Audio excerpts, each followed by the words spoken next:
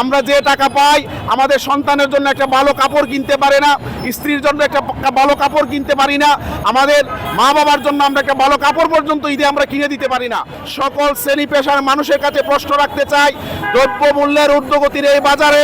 একজন এমপিভুক্ত শিক্ষকের পক্ষে ৩,১২৫ টাকা দিয়ে কিভাবে ঈদ উদযাপন করা সম্ভব, যেখানে একটা ভালো খাসি কিনতে গেলে টাকা লাগে ১৫ থেকে ২০,০০০ টাকা, সেখানে একজন এমপিভুক্ত শিক্ষক ৩,০০০ টাকা দিয়ে কিভাবে তার ঈদ উদযাপন সে করবে। আমরা জানি ঈদ উল ফিতরে সাধারণত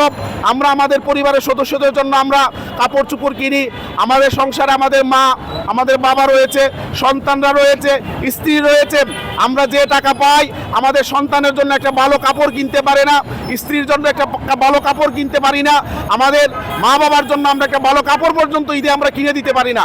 আমরা চাই আসন্ন ঈদ উল ফিতর থেকে সরকার অবশ্যই এমপিভুক্ত শিক্ষকদেরকে শতভাগ উৎসব ভাতা দিয়ে তাদেরকে ঘরে ফিরে যাওয়ার জন্য ব্যবস্থা করবেন।